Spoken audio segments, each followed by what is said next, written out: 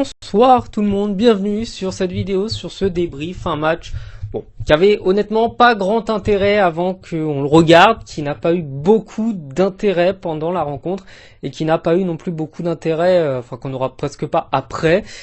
Bref, les Parisiens affrontaient aujourd'hui une équipe qui joue en 6e division française, donc évidemment un grand bravo à eux, ils se sont bien battus, ils ont tenté des choses, ils ont vraiment essayé de faire de leur mieux, mais le PSG de cette année, le PSG sous l'ère Enrique n'est pas le PSG des autres années où il y avait tout un tas de divas qui se partageaient la gloire et qui pensaient plus à leur prochaine coupe de cheveux qu'à l'avenir du club.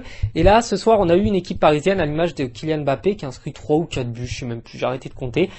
Une équipe du PSG qui a joué comme si en face c'était la meilleure équipe du monde. Ils n'ont jamais arrêté d'essayer de marquer, ils n'ont jamais essayé de faire des passes, de faire des dédoublements, de trouver des espaces, de chercher des balles dans la profondeur, de chercher des balles en hauteur quand c'était trop compliqué.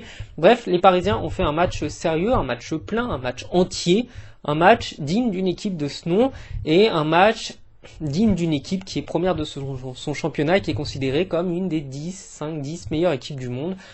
Le PSG a fait un très bon match. Donc ça, c'est vraiment une performance collective dont on va parler, plus que le match, de Kylian Mbappé qui a été quand même un petit peu au-dessus, qui est celui qui a mis le plus de buts, mais qui a été celui surtout le plus entreprenant dans la rencontre.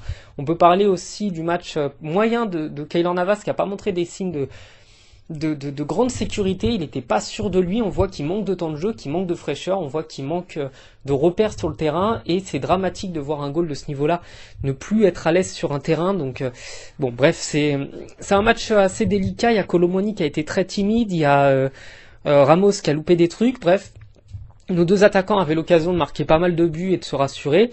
Il y en a un qui a mis un but sur un penalty offert par Kylian Mbappé. Bon, il était allé chercher le penalty. L'autre qui a mis des buts quasiment tout cuits et assez facile et qui a loupé des grosses occasions.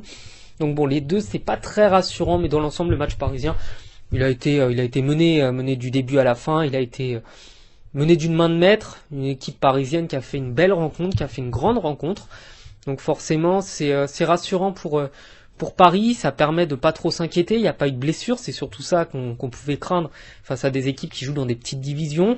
Le terrain était très compliqué pour des artistes normalement, mais les Parisiens ont eu suffisamment de ressources pour faire une bonne rencontre. Donc il n'y a pas grand chose à dire de plus, à part que bravo au gardien de Revel qui a fait de son mieux, qui a fait beaucoup de beaux arrêts, qui a mis des bâtons dans les roues aux Parisiens, qui a empêché Kylian Mbappé de mettre plus de buts que ça, et même les autres, honnêtement. Il a fait des belles choses, et puis c'est un match, on s'attendait à avoir un gros score, mais ce 9-0, je crois qu'à égalité avec le match contre Guingamp, c'est le plus gros score de l'histoire du PSG. C'est quand même un signe fort, c'est une équipe parisienne qui montre que peu importe l'adversaire qu'elle a en face, tant qu'elle peut marquer, elle le fait. Et c'est pas une attitude qu'on avait les autres années. Donc ça fait vraiment plaisir.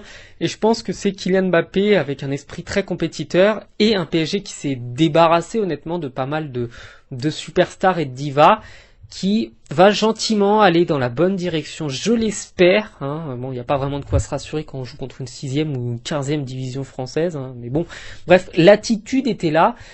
Chose qu'on n'avait pas forcément les autres années. Donc voilà, c'est le petit point positif. On attend évidemment de voir ce que le PSG va faire sur le reste du championnat, etc. Et je vous dis à bientôt sur la chaîne. Ciao.